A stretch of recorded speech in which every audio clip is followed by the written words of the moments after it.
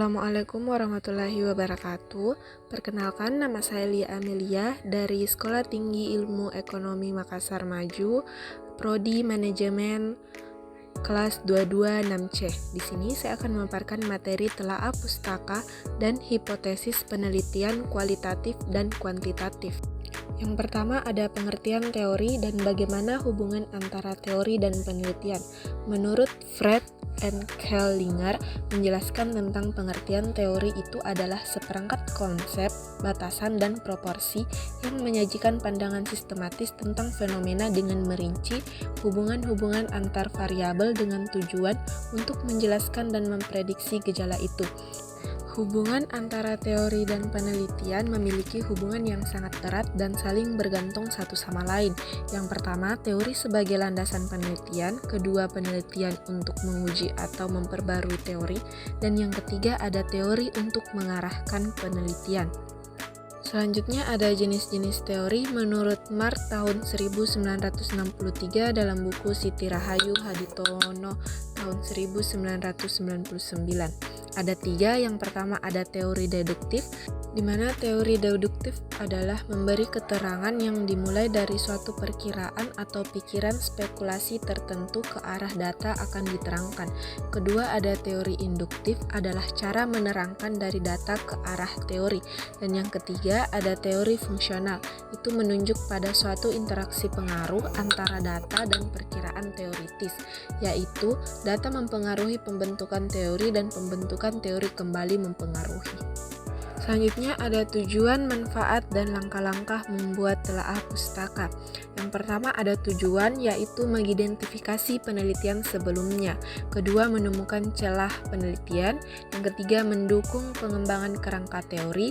Dan yang keempat, membuktikan keberadaan masalah. Dan yang kelima, menjadi dasar penentuan metode penelitian.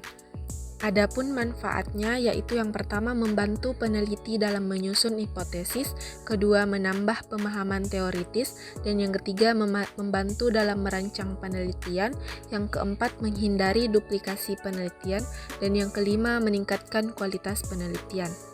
Selanjutnya ada langkah-langkah membuat telaah pustaka. Yang pertama itu menentukan topik atau masalah penelitian. Yang kedua mengumpulkan sumber pustaka.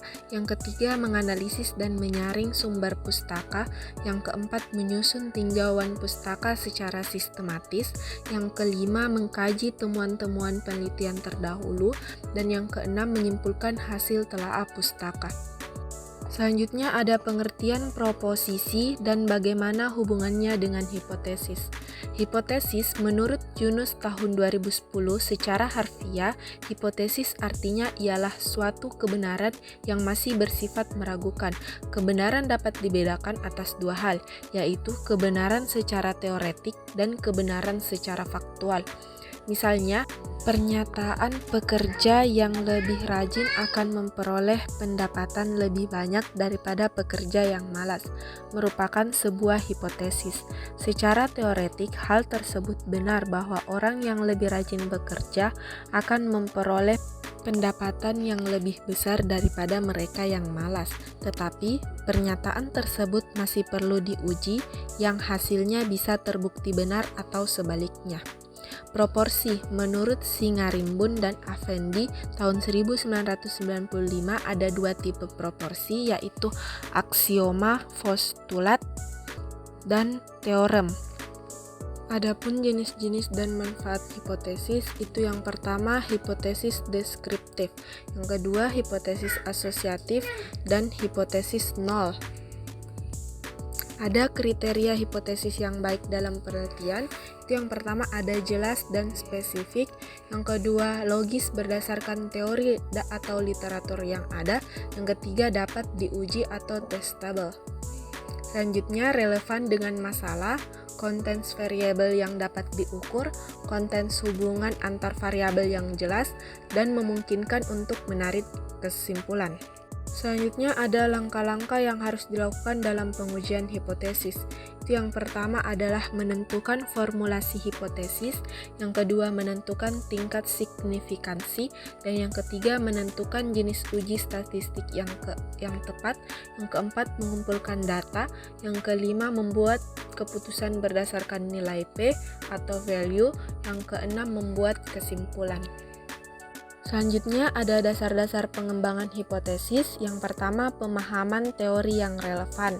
Yang kedua, mengidentifikasi masalah penelitian. Yang ketiga, menentukan hubungan antar variabel. Dan yang keempat, menentukan hubungan penelitian. Selanjutnya ada yang kelima, berdasarkan penelitian terdahulu. Yang keenam, menggunakan logika dan pemikiran deduktif. Yang ketujuh, menjaga terukuran dan kejelasan hipotesis, dan yang kedelapan menguji kemungkinan dampak praktis. Baiklah, itulah materi yang dapat saya paparkan. Lebih dan kurangnya mohon dimaafkan. Wassalamualaikum warahmatullahi wabarakatuh.